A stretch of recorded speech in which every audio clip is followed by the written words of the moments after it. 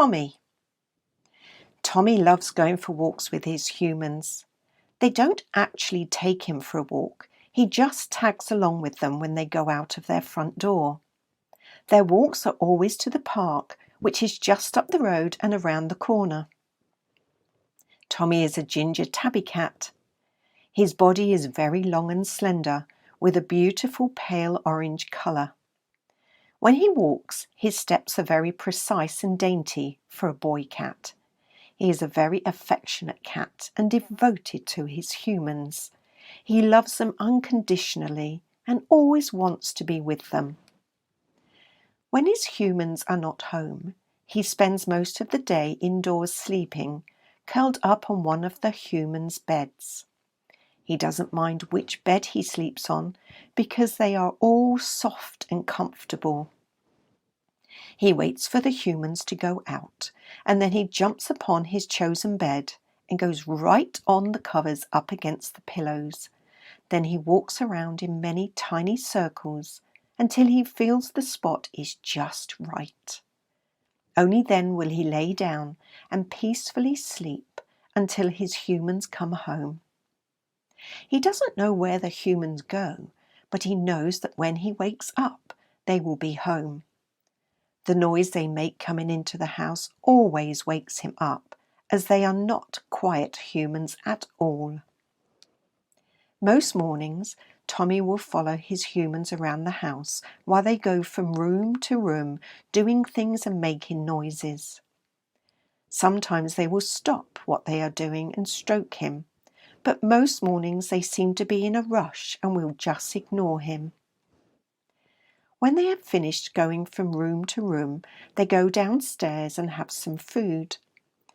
If he stands by his bowl, which is on the floor by the back door, one of the humans will put some of his food into it for him.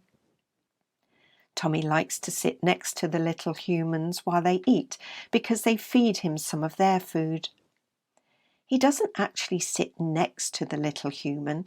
He actually sits on the table next to their plate of food. However, if one of the big humans see him on the table, they shout and push him off onto the floor. But Tommy doesn't care. He just waits until they are not looking and jumps back up onto the table again. The little humans think this is very funny and laugh out loud and give him more of their food. Most days after the humans have eaten, they go out of the front door together. Tommy always follows them. Sometimes they get into their car and Tommy knows that this means they will be gone for a while. When this happens, he goes back up the stairs and chooses which comfy bed he is going to sleep on and stays there until they come home. Today, Tommy followed his humans as he did every day. They did not seem to be in their usual hurry, so he knew that they could be staying home with him.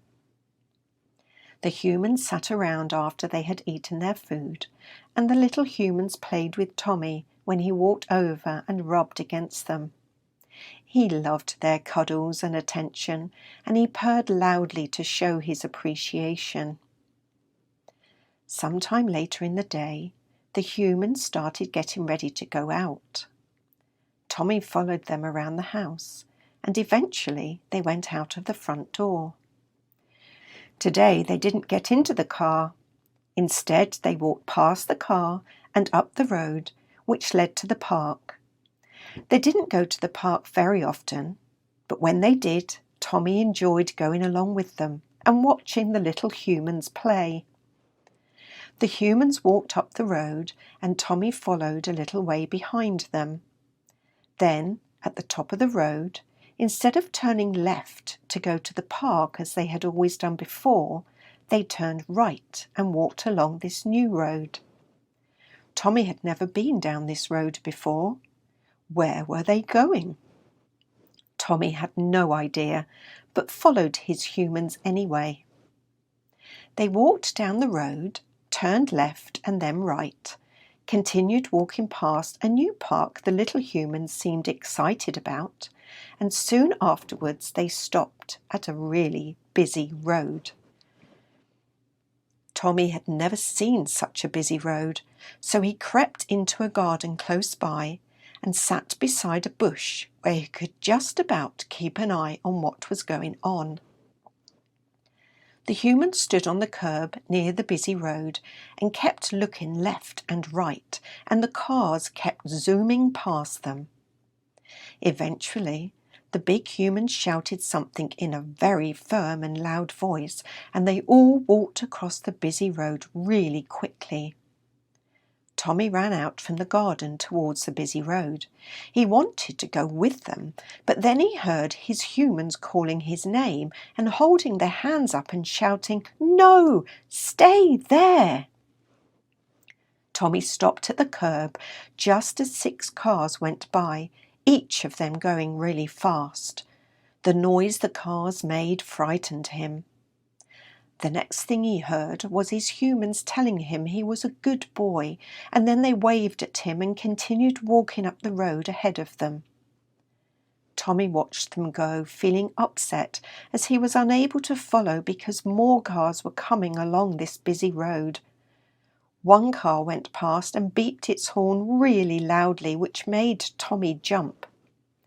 He didn't like this busy road. The roads near his house were virtually quiet compared to this one, with only a few cars going by now and again. Tommy moved back from the curb and went to sit in the garden by the bush. What should he do now? He liked going for a walk with his humans, but crossing this busy road was far too scary. Tommy was in deep thought when he heard a rustling sound nearby. He looked over and saw a big blackbird using his beak to search for something in the old dead leaves on the ground. Now, animals can't talk out loud, but they can communicate with each other using their minds.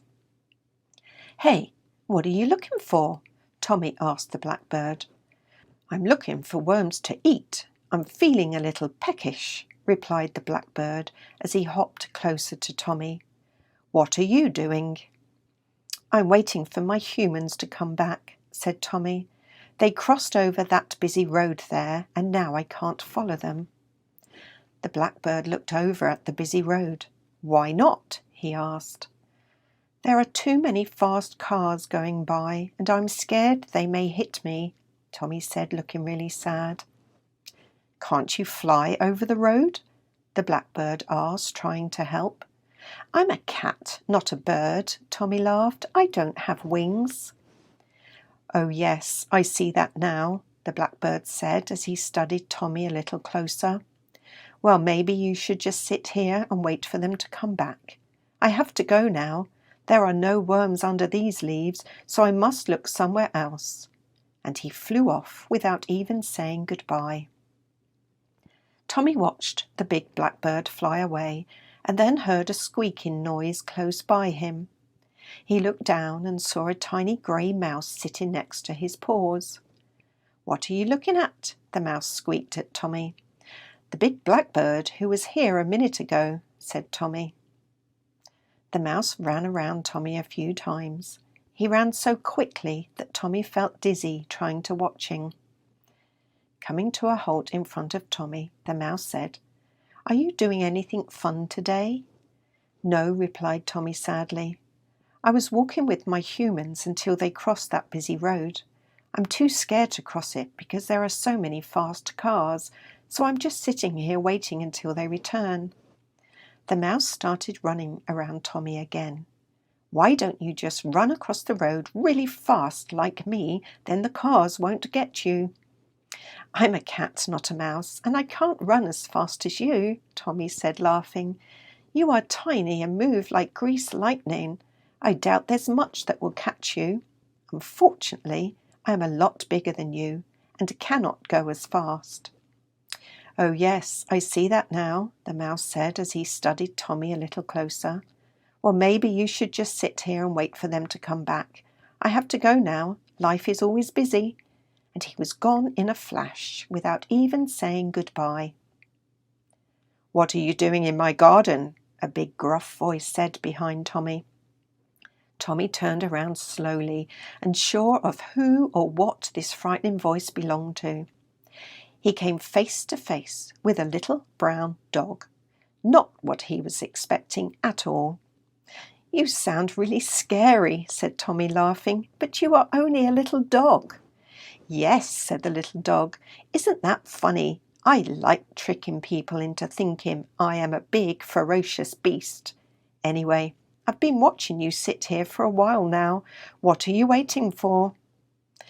Again Tommy repeated his story and then said, "So all I can do now is wait for them to return." After the little dog thought about Tommy's difficult situation for a moment, he said, "Why don't you just walk slowly out into the road?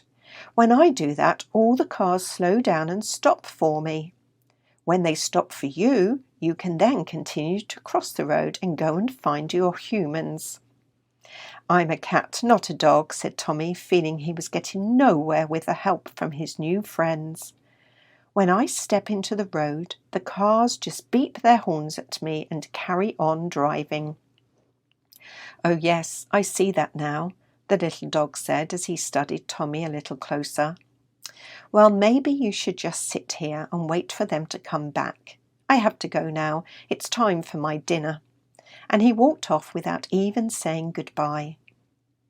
It was starting to get dark now, and Tommy was feeling a little tired. He had been sitting in this garden for ages and he hadn't had his nap today. "What am I going to do?" he thought as he watched the cars go racing by. "What are you going to do about what?" said a gentle voice. Tommy turned around and saw a big fluffy white Persian cat slowly walking towards him. "I see you are watching the cars," the Persian cat said as she sat down beside Tommy. "You don't want to go near that busy road. My sister tried to cross it last week and was knocked over by a speeding car. She still hasn't recovered properly." "I'm sorry to hear that," Tommy said. "I was following my humans and they crossed that busy road and told me to stay here. I love going for walks with them, but I'm scared of the cars."